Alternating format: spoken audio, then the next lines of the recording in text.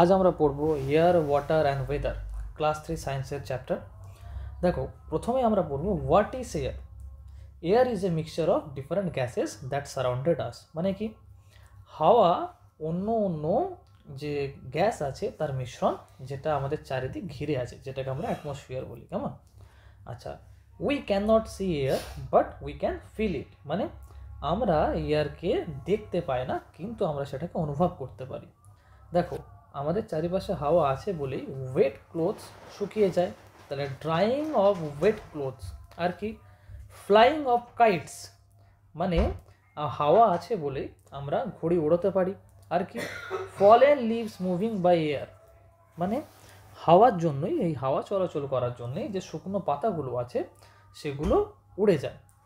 তারপরে কি, দেখো, এই যে আস্তে আস্তে যখন হাওয়া চলে, মানে gently moving air called wind. Okay, this is the picture. তোমরা এখানটা ছবিটা ভালো করে দেখতে পাবে। যখন আস্তে আস্তে করে এরকম করে হাওয়া হয় তখন তাকে আমরা কি বলি? উইন্ড। আচ্ছা, দেখো, এবারে আমাদের বুঝতে হবে আমাদের পৃথিবীর চারিপাশে এই যে হাওয়ার একটা স্তর আছে, একটা এয়ারের লেয়ার আছে, সেটাকে আমরা কি, মানে তার কম্পোজিশন কি কি ধরনের গ্যাস সেখানে আছে। Composition of air in our atmosphere.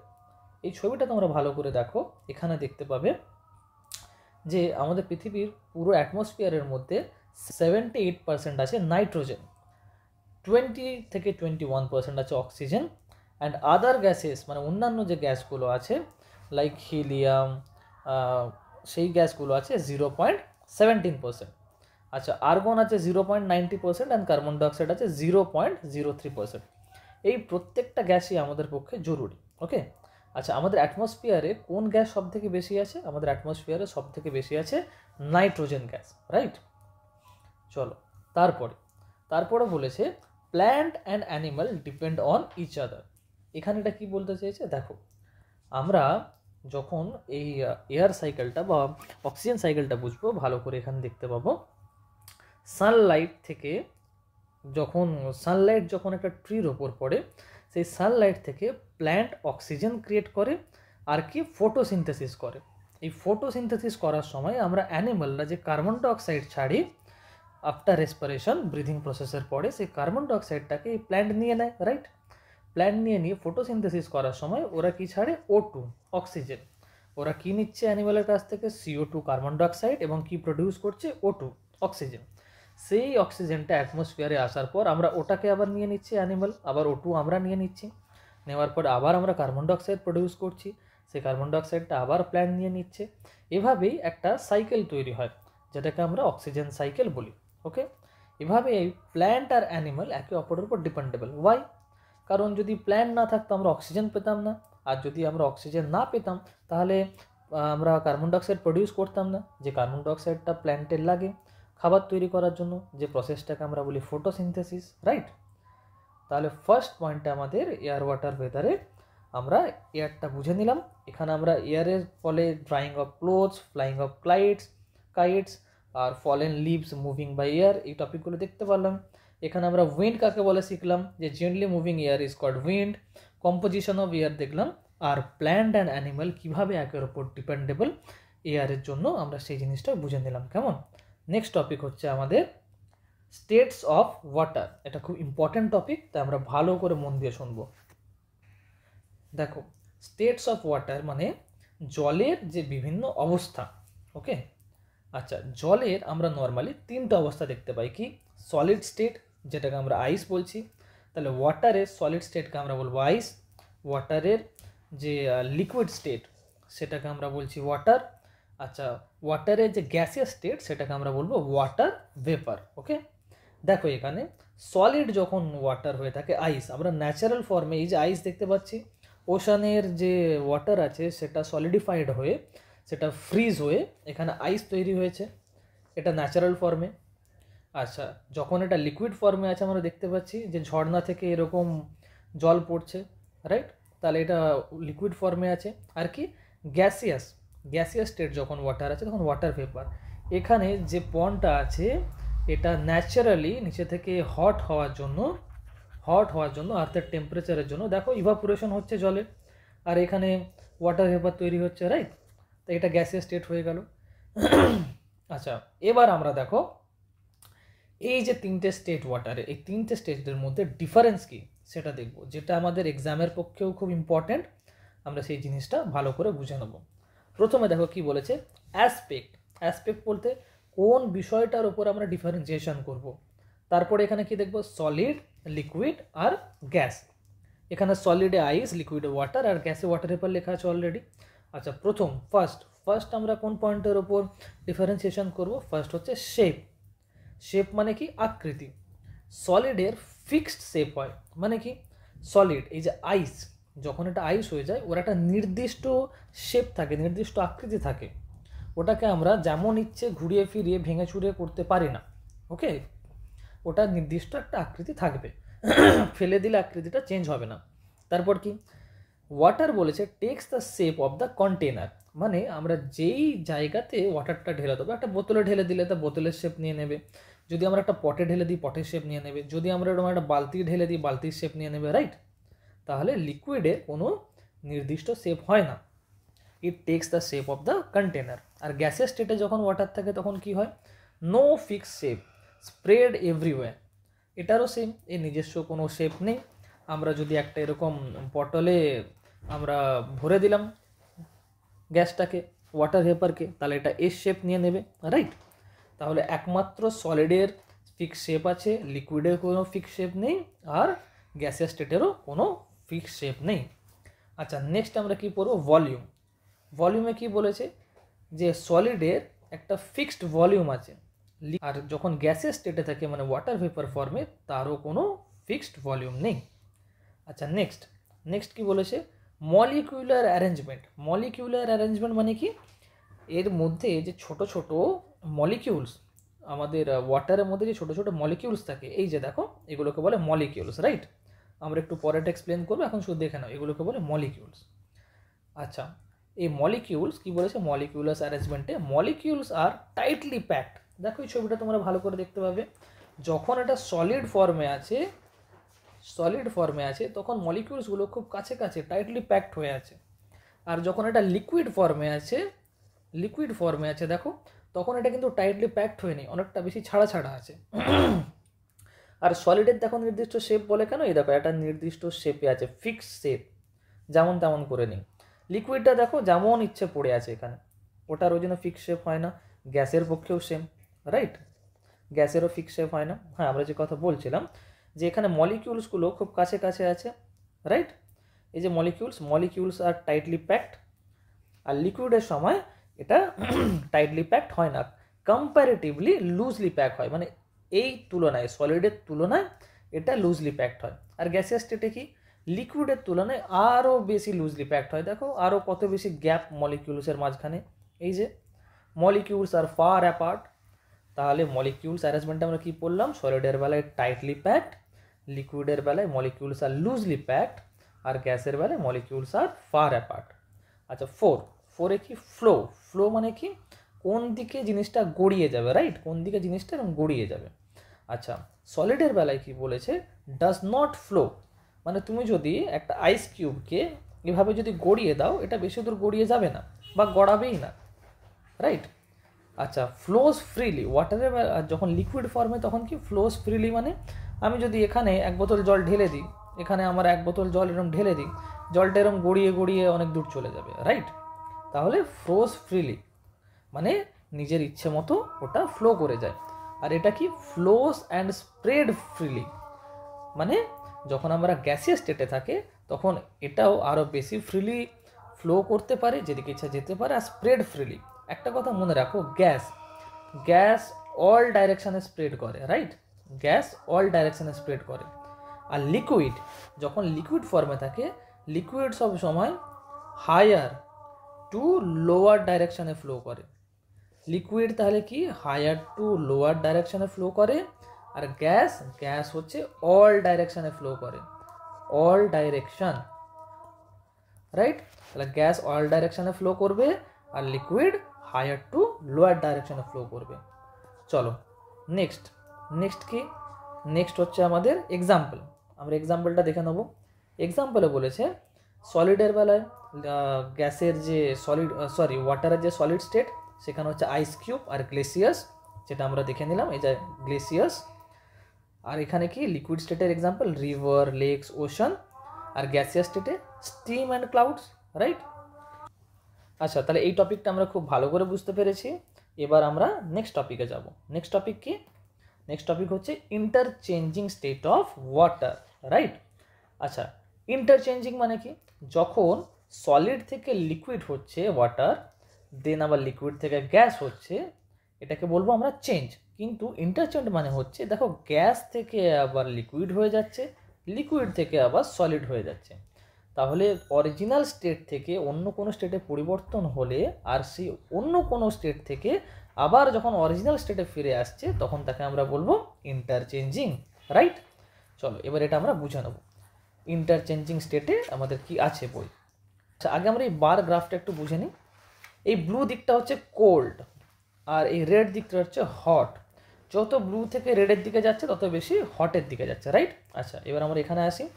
যখন ওয়াটার সলিড ফর্মে আছে মানে আইস ফর্মে আছে, রাইট, তখন এর টেম্পারেচার লো হয়।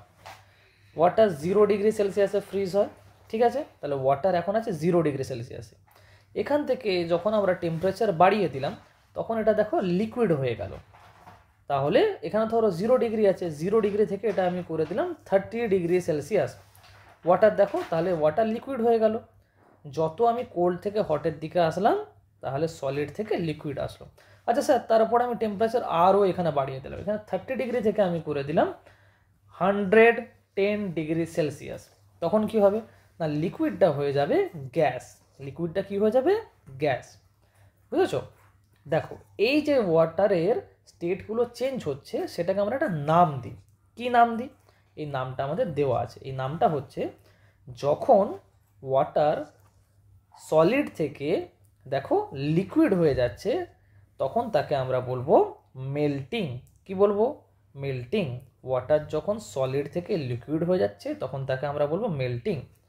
আবার এই যখন লিকুইড থেকে গ্যাস হয়ে যাচ্ছে তখন তাকে আমরা বলবো ভেপোরাইজেশন বা ইভাপোরেশন, রাইট?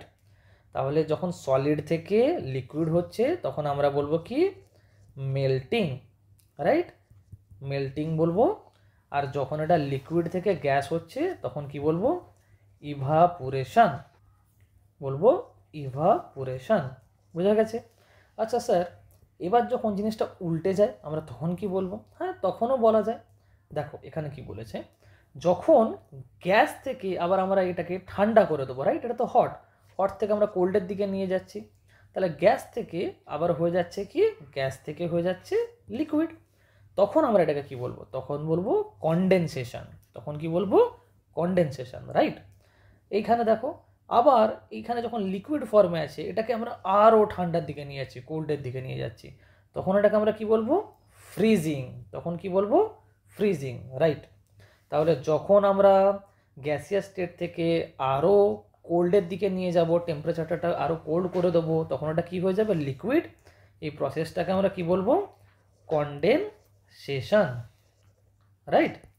আচ্ছা, লিকুইড ফর্মটাকে যখন আরও আমরা কোল্ড টেম্পারেচারের দিকে নিয়ে যাব তখন এটাকে কি বলবো? তো কোল্ড টেম্পারেচারের দিকে নিয়ে গেলে তখন কী হবে? সলিড হয়ে যাবে। আর সেটাকে আমরা কি বলবো? বলবো ফ্রিজিং, রাইট? তাহলে বলবো ফ্রিজিং। ওকে, তাহলে আমরা এই পুরোটা দেখে নিলাম। আচ্ছা, যখন সলিড থাকে তখন মলিকিউলসগুলো টাইটলি প্যাক থাকে, যখন লিকুইড থাকে তখন লুজলি প্যাক থাকে, আর যখন গ্যাসিয়াস স্টেট থাকে তখন এটা ফ্রিলি মুভ করে, মানে একদমই লুজলি প্যাক থাকে, ওর মধ্যে অনেক গ্যাপ থাকে মলিকিউলসের মধ্যে, ঠিক আছে?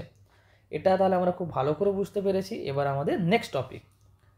আচ্ছা, নেক্সট টপিকে যাওয়ার আগে আমার একটা কথা বলার আছে। আমাদের ইনস্টিটিউটের নাম হচ্ছে লার্ন অ্যান্ড গ্রো একাডেমি, যেখানে 2 থেকে 10 পর্যন্ত সিবিএসসি এবং আইসিএসসি ছাত্রদের পড়ানো হয়। এখানে আমাদের টিচিং প্ল্যান আমরা অলিম্পিয়াড এক্সামের জন্য পড়াই এবং অন্যান্য কম্পিটিটিভ এক্সামের জন্য পড়িয়ে থাকি। আমাদের চেষ্টা হচ্ছে খুব সোজা ভাষায় টিচাররা স্টুডেন্টদেরকে যে কনসেপ্টগুলো আছে, খুব কঠিন অ্যাডভান্স যে কনসেপ্টগুলো আছে সেগুলো খুব ভালো করে আমরা এক্সপ্লেন করার চেষ্টা করি।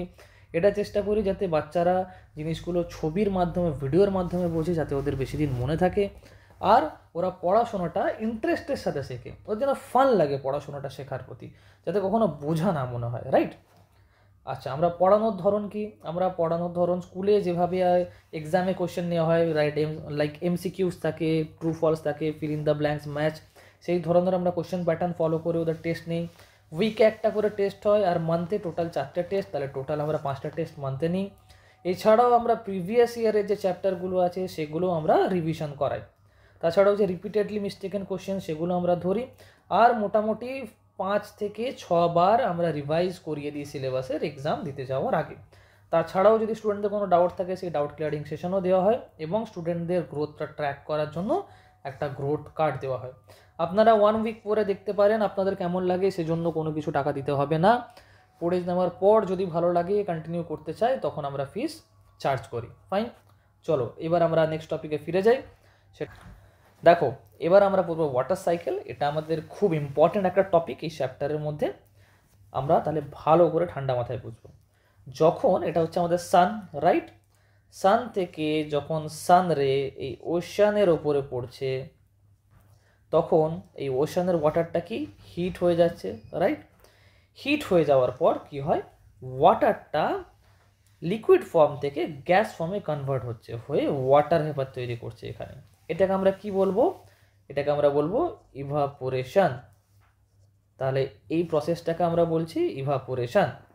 আচ্ছা, এটা এবার গ্যাসের স্টেটে তো চলে গেল, যাওয়ার পরে যখন এখানে আসছে, দেখো আকাশে উপরে চলে এলো গ্যাসটা, ওয়াটার ভেপারটা, সেইটা আস্তে আস্তে কি হয়, ঠান্ডা হয়, কুল ডাউন হয়। কুল ডাউন হয়ে এই গ্যাসটা আস্তে আস্তে ক্লাউড ফর্ম করে। কি ফর্ম করে? ক্লাউড। তাহলে দেখো এই গ্যাসিয়াস স্টেট থেকে আস্তে আস্তে এই যে ক্লাউড ফর্মের দিকে যাচ্ছে, এই প্রসেসটাকে আমরা বলবো কনডেনসেশন, রাইট, কনডেনসেশন। এটা পরবর্তীকালে দেখো এখানে ট্রান্সপোর্ট হচ্ছে, এটাকে তাহলে বলবো কি ট্রান্সপোর্টেশন। দিয়ে এই যে মাউন্টেনের ওপরে আসছে, দিয়ে এটা আরও কনডেন্স হচ্ছে, দেখো আরও এখানে ছোট হয়ে গেল, দিয়ে আস্তে আস্তে কি ওয়াটার পার্টিকেলস, ওয়াটার মলিকিউল সৃষ্টি করবে। তাহলে ওইটা ওয়াটার মলিকিউল সৃষ্টি করার পরে আর উপরে ধরে রাখতে পারবে না, ওয়েট বেড়ে যাবে, দিয়ে আস্তে আস্তে কি করবে, বৃষ্টি, রেন ফরম্যাটে অথবা স্নো ফরম্যাটে এখানে নিচে ফল ডাউন করবে। আর এই প্রসেসটাকে আমরা বলবো প্রেসিপিটেশন। কি বলবো? প্রেসিপিটেশন। যখন ক্লাউডস থেকে রেন ফরম্যাটে বা স্নো ফরম্যাটে ওয়াটার নিচে পড়ে তখন তাকে আমরা বলবো প্রেসিপিটেশন। আচ্ছা, এটা এখানে তো পাহাড়ের ওপর পড়ে গেল, পড়ে যাওয়ার পর এখানে টেম্পারেচার খুব ডাউন না, ধরো -10°C, রাইট। পড়ে যাওয়ার পরে এখানে এটা কি হয়ে যাবে, স্নো যেটা পড়লো সেটা হয়ে যাবে আইস, রাইট। তাহলে এখানে আইস হয়ে যাওয়ার পর আবার দেখো যেমন সান হিট পড়ছে, সানের হিট পড়লো, পড়ার পরে সেটা মেল্ট হয়ে গেল, মানে সলিড থেকে লিকুইড ফর্মে গেল, দিয়ে ওয়াটার হয়ে গেল। এই প্রসেসটাকে আমরা বললো মেল্টিং। দিয়ে ওয়াটার হয়ে এটা আস্তে আস্তে আবার ওশানে ফেরত চলে এলো, তারপর আবার রিপিট হবে ব্যাপারটা, আবার ওশান থেকে হিট হবে, দিয়ে ইভাপোরেশন হবে, দিয়ে গ্যাস হবে, দিয়ে ক্লাউড হবে, দিয়ে আবার স্নোফল বা রেনফল হবে, এখান থেকে আবার ওয়াটার হয়ে ফিরে আসবে। এই যে পুরো গোল গোল করে বিষয়টা ঘুরতে থাকে, এটাকে আমরা কি বলবো? Water cycle. কি বলবো এটাকে? Water cycle. চলো এবার আমাদের নেক্সট টপিক কি? ওয়েদার। আচ্ছা, প্রথমে আমরা তাহলে কি জানবো যে what is weather. What is weather? Weather is a overall condition of the surrounding of a place. মানে আমরা আমাদের চারিপাশে অ্যাটমসফিয়ারিক যে কন্ডিশন সেটাকে আমরা কি বলবো? ওয়েদার। আচ্ছা, ওয়েদার অনেক ধরনের হতে পারে, দেখো sunny weather, cloudy weather, rainy weather. আর এই ওয়েদার ডে টু ডে বেসিসে অথবা প্রত্যেক দিন চেঞ্জ হতে পারে। একদিনের মধ্যেও কখনো সানি, কখনো ক্লাউডি বা কখনো রেনি ওয়েদার হতে পারে, অথবা আজকে হয়তো সানি, কালকে ক্লাউডি, আর পরের দিনেও রেনি ওয়েদার হতে পারে, রাইট। দেখো এখানে আমি তোমাদের ডেমনস্ট্রেট করেছি। ধরো এখানে সকাল 8টার সময়, 8 AM এর সময় আমাদের ছিল সানি ওয়েদার, দিয়ে দুপুর 2টো হতে হতে বা 2 PM এর সময় এটা ক্লাউডি ওয়েদার হয়ে গেল, দিয়ে বিকেল 4:30 সময়, 4:30 PM এর সময় দেখছো এটা রেনি ওয়েদার হয়ে গেছে। তাহলে একদিনের মধ্যেই আমরা 3 ধরনের ওয়েদার দেখতে পেলাম, সানি, ক্লাউডি আর রেনি, রাইট। তাহলে এখান থেকে আমরা বুঝতে পারছি যে ওয়েদার ডে টু ডে বেসিসে বা একদিনের মধ্যেও অনেকবার পাল্টাতে পারে। আচ্ছা স্যার, এখানে আমরা ওয়েদার তো পড়ে নিলাম, তাহলে ক্লাইমেট বলতে কি? না, what is climate? Climate is the average weather condition of a specific location over a long period of time. মানে বলেছে এই ধরো এই লোকেশনটা আমাদের হচ্ছে কোলাঘাট, তাহলে যেই জায়গার কথা বলছি আমরা কোথায় আছি, আমাদের হচ্ছে জায়গার নাম কোলাঘাট। এইখানে পুরো ধরো 6 মান্থের 6 মান্থস বা 1 ইয়ারের ডে টু ডে বেসিসে যা ওয়েদার আছে তার অ্যাভারেজকে আমরা বলি কি ক্লাইমেট। মানে হয়তো জানুয়ারি থেকে বা ডিসেম্বর থেকে ফেব্রুয়ারি পর্যন্ত উইন্টার, তারপরে সামার, এরকম করে এই পুরো জিনিসটাকে আমরা বলবো ক্লাইমেট। তাহলে ওয়েদার বলতে ডে টু ডে বেসিসে শর্ট ওয়েদার মানে আশেপাশে যে অ্যাটমসফিয়ারিক কন্ডিশন সেটাকে বোঝায়, আর ক্লাইমেট বলতে ওটারই ওয়েদারেরই একটা লং টার্ম লং সময়ের অবস্থাকে বা সিচুয়েশনকে বোঝায়। ওকে, তাহলে দুটোর মধ্যে আমরা ডিফারেন্স বুঝতে পারলাম। চলো নেক্সট আমরা কি দেখব? নেক্সট দেখব যে সানস এফেক্ট অন ওয়েদার। সূর্যের কি এফেক্ট পড়ে ওয়েদারের ওপর? সূর্যের কি এফেক্ট পড়ে? দেখো আমাদের পৃথিবীটা এরকম গোল, রাইট? পৃথিবীটা এরকম গোল। আচ্ছা, এটা হচ্ছে সান, এটা আমাদের সান থেকে এই যে সান রেস পড়ছে, দেখো কিছুটা রেস সোজাভাবে পড়ছে 90 ডিগ্রি অ্যাঙ্গেলে, মানে কি একদম সোজাসুজি, আর কিছুটা পড়ছে দেখো স্ল্যান্টিং ওয়েতে, রাইট? মানে এটা ছোট জায়গার ওপরে বেশি সানরেস পড়ছে, আর এটা বড় জায়গার ওপরে সানরেসটা পড়ছে। এখানে দেখো বড় জায়গার ওপরে পড়ছে। তাহলে ছোট জায়গার ওপরে যখন আমরা বেশি সানরে পড়বে, এটা কি বেশি হিট হবে, রাইট? বেশি হিট হবে, তাহলে এই জায়গাটার ওয়েদার কন্ডিশন বেশি হট হবে। আর দেখো এইখানের রিলেটিভলি কুলার হবে, রিলেটিভলি এই দুটো জায়গার কি হবে কুলার। সেই জন্য যখন দুপুর 12টা বাজে 12 PM দুপুরবেলায় আমরা খুব বেশি গরম অনুভব করতে পারি। ডিউরিং নুন টাইম উই ফিল হট। কিন্তু যখন এখানে আমাদের সানরাইজ হয়, রাইট? সানরাইজ আর সানসেট, তখন আমরা রিলেটিভলি কুলার ফিল করি। কখন? এই দুপুর 12টার তুলনায় কুলার ফিল করি। ধরো আমি ইম্যাজিন করছি দুপুর 12টায় আমাদের টেম্পারেচার ছিল 40 ডিগ্রি সেলসিয়াস। আমরা সকালবেলায় সানরাইজের সময় হয়তো 20 ডিগ্রি সেলসিয়াস আর সানসেটের সময় 20 ডিগ্রি সেলসিয়াস ফিল করব, রাইট? তাহলে সানের এফেক্টকে আমরা বুঝতে পারলাম। এবার আমাদের কি বলেছে সানের এফেক্টের পরে? এবার আমাদের বলেছে উইন্ড। আচ্ছা, উইন্ডে আমরা কি দেখতে পাই? প্রথমে আমাদের এটা জেনে নিতে হবে যে উইন্ড মানে হাওয়া আমাদের সব সময় চারিদিকে বইছে, রাইট? আমরা সব সময় হাওয়া যাচ্ছে, হাওয়া বইছে বলেই না নিঃশ্বাস নিতে পারছি। না হলে আমরা একটা বড় ঘরের মধ্যে বসে CO2 কার্বন ডাইঅক্সাইড ছাড়তাম, আর ঘরের মধ্যে তো কার্বন ডাইঅক্সাইড ভরে আমরা মারা যেতাম। তাই হয় কি? হয় না কখনো। আমরা অক্সিজেনের সাপ্লাই পেতে থাকি কেন? এয়ার সব সময় মুভ করছে, কার্বন ডাইঅক্সাইডটা বাড়ি থেকে বেরিয়ে যাচ্ছে এবং আমরা ফ্রেশ সাপ্লাই অফ অক্সিজেন পাচ্ছি। ওকে, আচ্ছা, এখানে আমাদের বইয়ে যে একটা ইম্পর্টেন্ট লাইন বা টপিক আছে সেটা আমাদের বুঝে নিতে হবে। What is breeze? Okay, so what is breeze? The gently moving air is called breeze. মানে যখন হালকাভাবে হাওয়া বইতে থাকে তখন তাকে আমরা কি বলবো? তাকে আমরা বলবো ব্রিজ, রাইট? এই ছবিটায় তোমরা দেখতে পাচ্ছ, দেখো এই ছবিটায় হালকা করে হাওয়া বইছে। এই যে এখানে এই গাছগুলো আস্তে আস্তে করে নড়ছে, এই ধানের শীষগুলো আস্তে আস্তে করে নড়ছে, রাইট? তাহলে এই হালকা হাওয়া চলাকে আমরা কি বলবো? ব্রিজ। তারপরে কি আছে? তারপর আছে storm. So what is storm? Strong winds with heavy rain and lightning is called storm. মানে কি বাংলা ভাষা আমরা বলবো ঝড়। এই যে দেখো খুব জোরে জোরে এখানে ঝড় বইছে, গাছ পুরো যেন ভেঙে পড়ে যাবে, প্লাস এখানে খুব মেঘলা করে আছে, মাঝে মাঝে হয়তো বিদ্যুৎ চমকাচ্ছে, এইটাকে আমরা কি বলবো? Storm, right? বা ঝড়। আচ্ছা, তারপরে এখানে কি বলেছে? আর আমাদের দুটো কনসেপ্ট এখানে ক্লিয়ার করে নিতে হবে। দেখো যখন সকালবেলায় মানে দিনের বেলায় সান থেকে এখানে সান রেস পড়ে, ল্যান্ডেও পড়ে আর সিতেও পড়ে, দুদিকেও এখানে রেস পড়ছে, রাইট?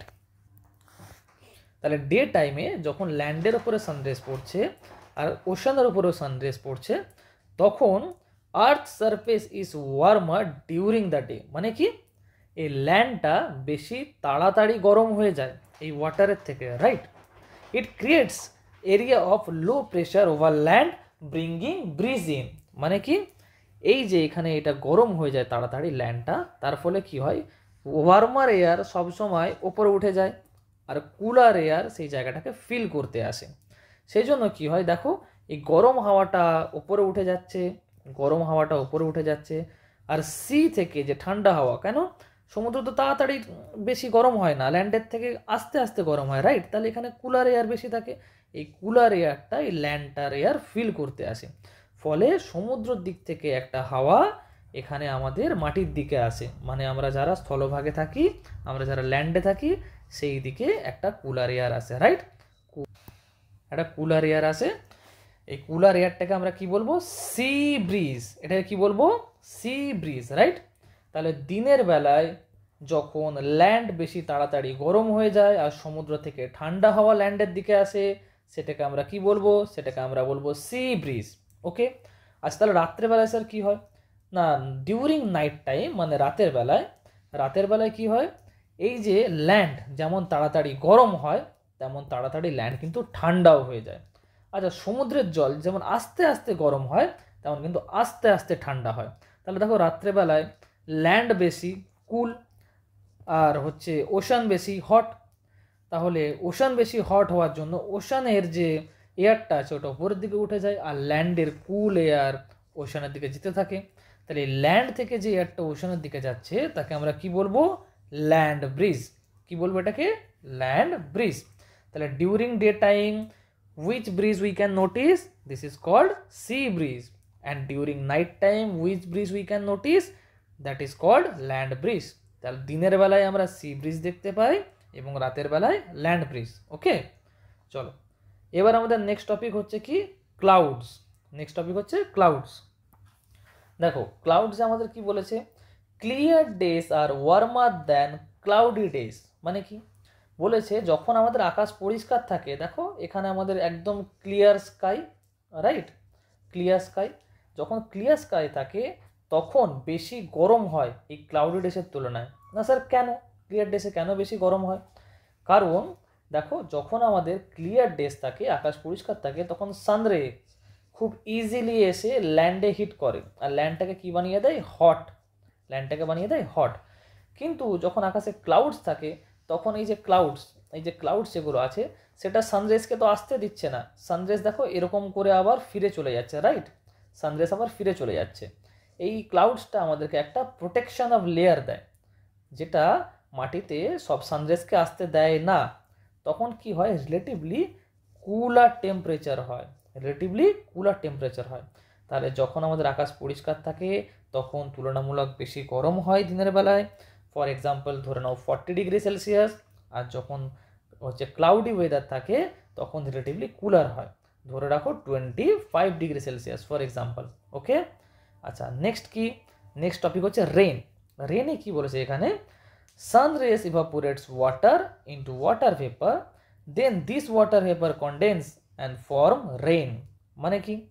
যখন এখানে দেখো, এখানে ইমাজিন করো যে সান আছে, এখান থেকে যে সান রে যেগুলো পড়ছে ওয়াটারের উপর, ওয়াটারটাকে হিট করে দিল, আমরা আগেই পড়েছি। তখন এখানে কি তৈরি হলো? Water vapour. দেখো এখানে তোমরা ইমেজে দেখতে পাচ্ছ ওয়াটার ভেপার ক্রিয়েট হয়েছে।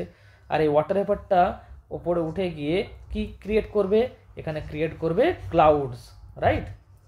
এখানে ক্রিয়েট করবে ক্লাউডস, আর ক্লাউডসটা আস্তে আস্তে আরো কন্ডেন্স হয়ে কি করবে? Rain, right? রেন করবে। আর এই রেন করার জন্য এখানে ওয়েদার কি হবে? কুল হয়ে যাবে, right?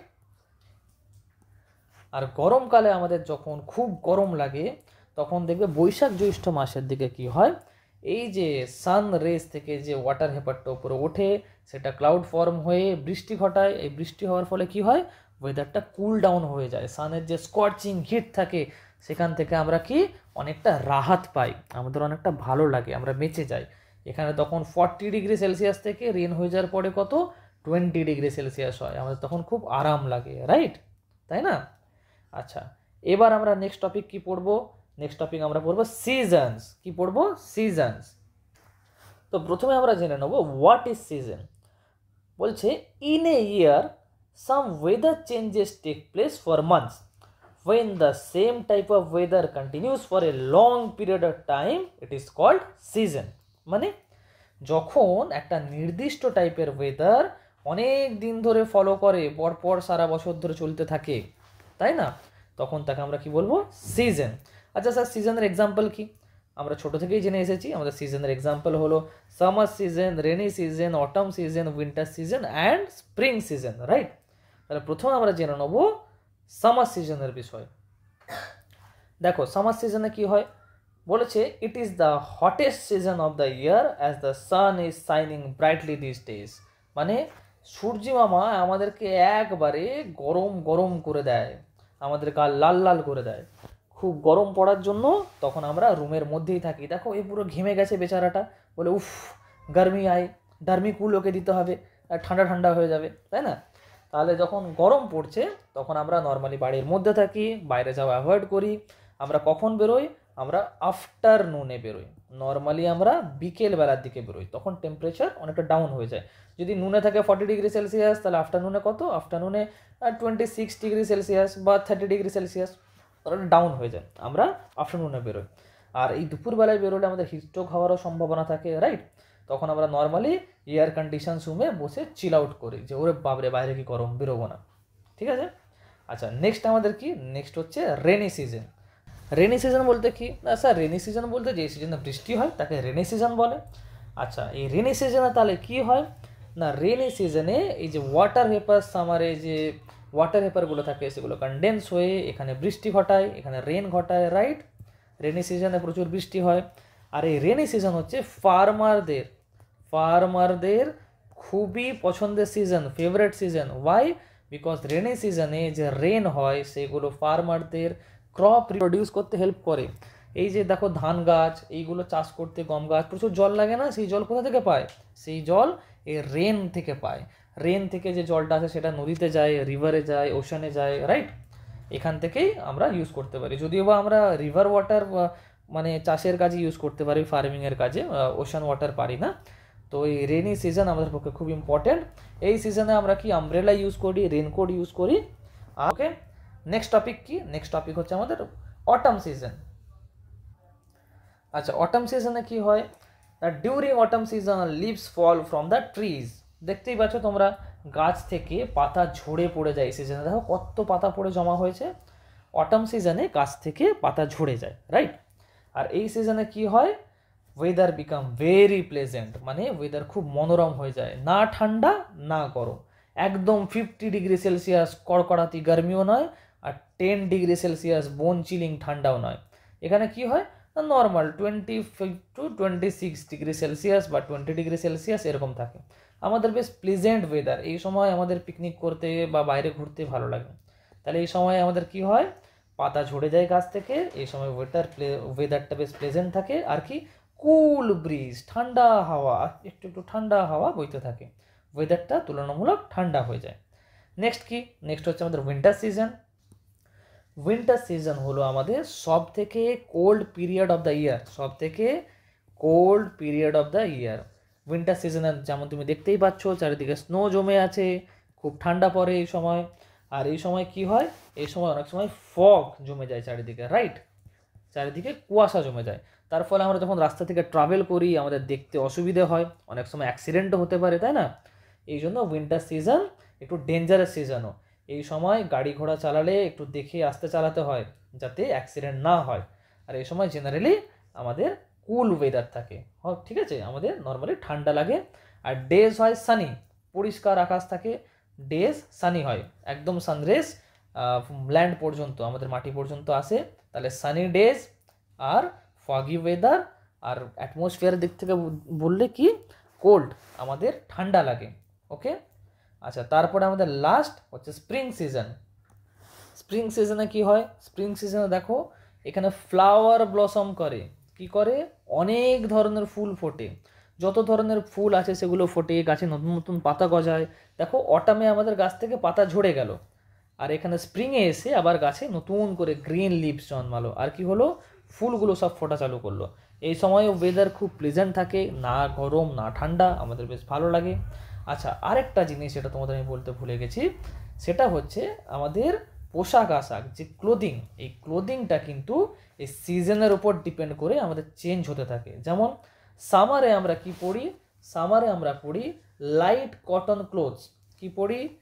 Light colour cotton clothes, right? সামারে আমরা পরি লাইট কালার কটন ক্লোথস। কেন?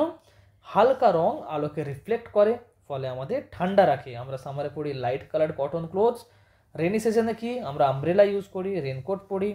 অটামে আমরা নর্মাল কাপড় জামা পরি যেটা খুব ঠান্ডা বা খুব গরমে পরতে লাগে সেরকম ধরনের। উইন্টারে আমরা কি পরি, উলেন ক্লোথস, উইন্টারে আমরা পরি woollen clothes, right, woollen clothes, উইন্টারে আমরা উলেন ক্লোথস পরি।